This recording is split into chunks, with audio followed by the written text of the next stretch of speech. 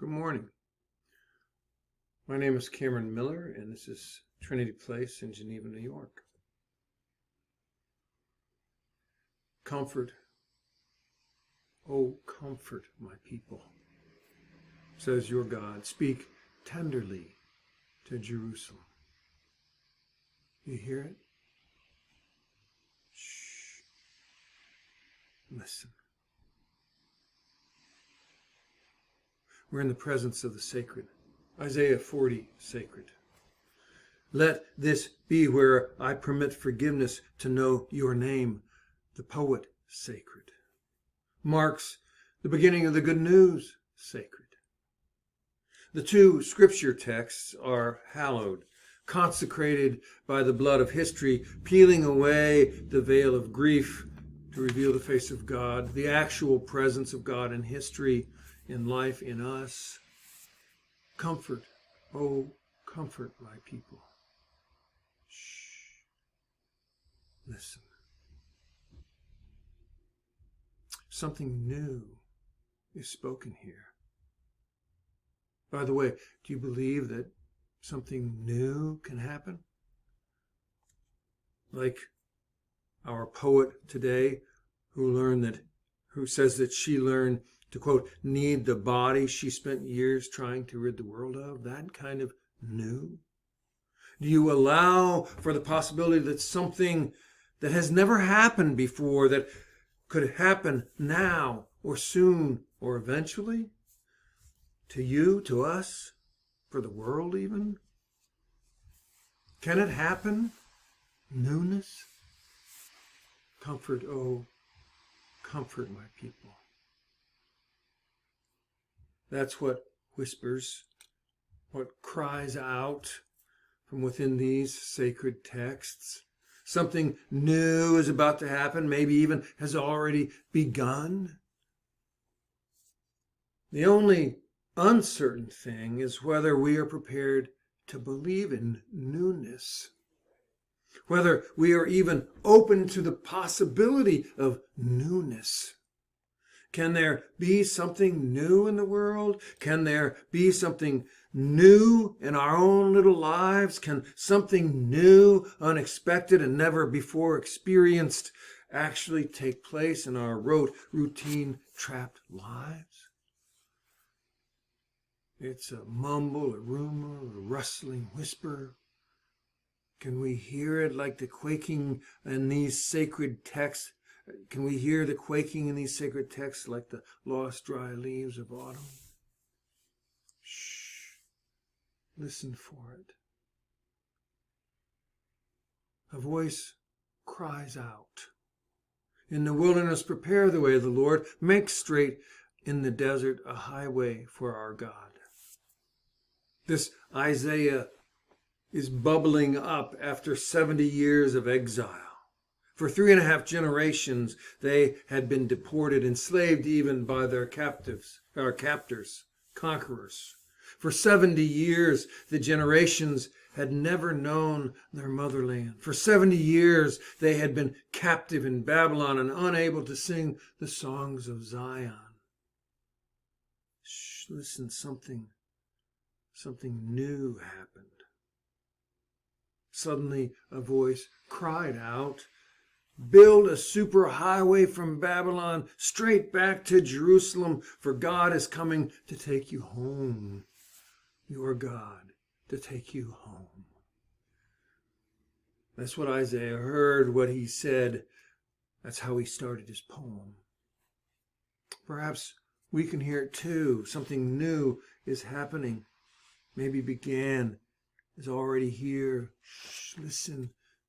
Something new.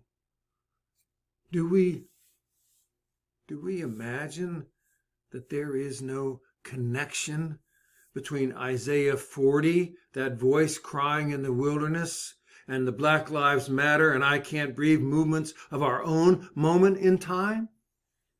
Is our imagination so astonishingly frail that we cannot believe that God is doing something new? Are we so certain of ourselves, of our own two-dimensional perception, that not even our imaginations can be audacious enough to see it or to hear it? Are we so stuck in the delusion that we are the captains of our own destiny that our imagination is anemic? Are we really so taken with ourselves and our limited array of possibilities that we cannot see the newness that is arriving? Shh. Listen. Every valley shall be lifted up, and every mountain and hill made low. The uneven ground shall become level, and the rough places plain. Then the glory of the Lord shall be revealed, and all people shall see it together, for the mouth of the Lord has spoken. Go, says the voice. Go. Go and build a way for the people to get back home from exile. Go. Go help them get home.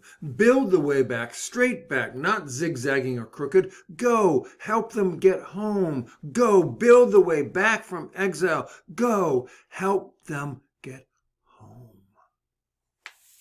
My friends, we are in exile. We're in exile along with millions and millions and millions of other U.S. citizens who have no idea that we're in exile. We have never actually been home. Not yet. In this darkened land of pandemic, in this land of forever shadows of war, in this land where lies are gilded as if facts, a land where pollution is the fee for our high rate of consumption and climate change is the price of rent, where we marginalize anyone that we can in order to retain the power and control in which we have become accustomed. In the midst of this exile, those of us who have heard of Jesus and heard his voice in the wilderness, we know something has begun. Something has started. Newness has arrived. Even in an exile with millions and millions and millions who do not recognize the exile, we can build a highway home. It doesn't even need to be a super highway. It can start out as a road, just a rough little wagon wheel path for now. But one day we can travel it all along with all the others on our way home. So,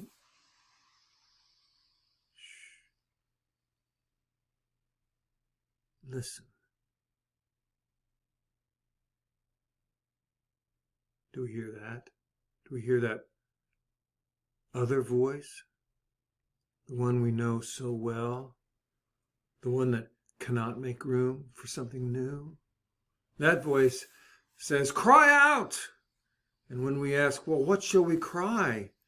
It says, cry out, all the people are grass. We are like flower in the field. The grass withers, the flower fades. When the breath of the Lord blows upon it, surely the people are grass.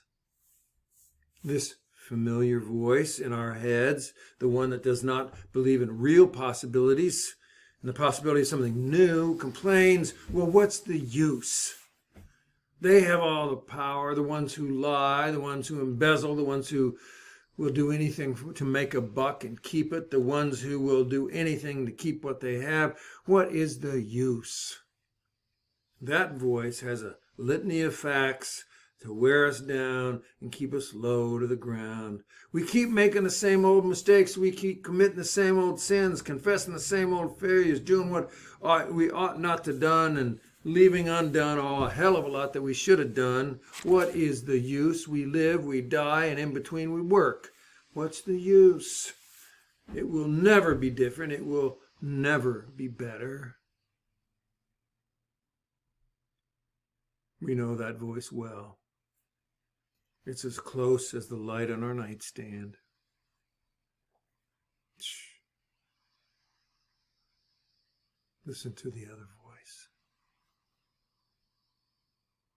It's closer, if quieter. It says, no, no. You get up to the high mountain. You lift up your voice with strength. Become a herald of good tidings. Lift up your voice. Do not fear. Say to the people, here is your God. Listen to that voice. Not only are we the builders of the highway, we are the heralds to announce the way home. It all comes down to this. Can we do something new? Can we imagine that God can do something new? Can we imagine that God can do something new even with us personally, even with us nationally, even in the world of hurt and crisis we live in?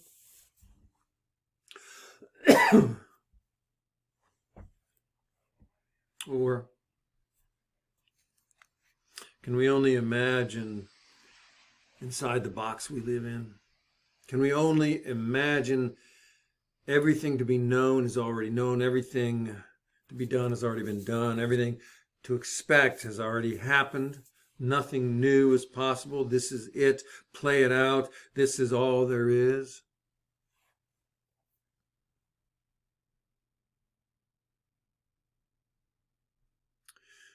If we can imagine newness,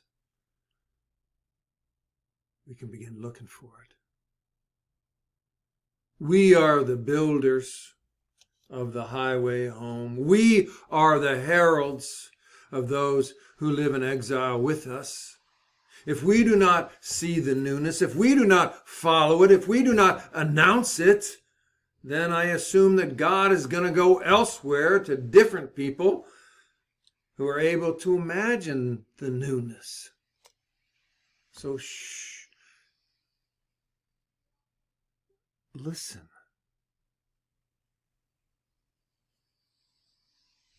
It's all right there in the text of Isaiah, whose voice announced the return from exile. It's there in the text of Mark, whose voice announced the beginning of something new, very new.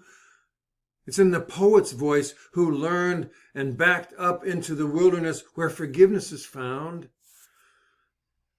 It is there in the text of your life too. There, in the text of your life. God has written all over it. It may be time to get out that text and read it again with new lenses. So, listen.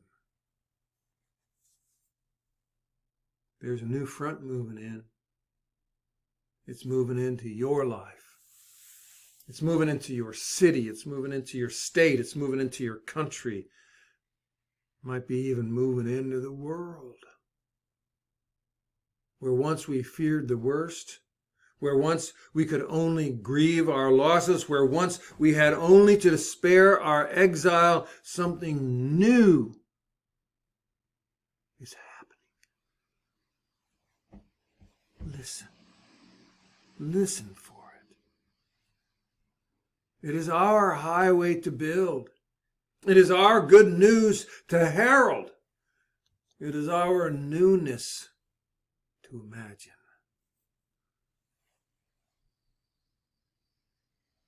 There you go for 2 Advent. I want to thank you for being part of Trinity Place today. I hope that this brings you some small degree of growth, wellness, healing. And I hope that it brings you some touch of peace.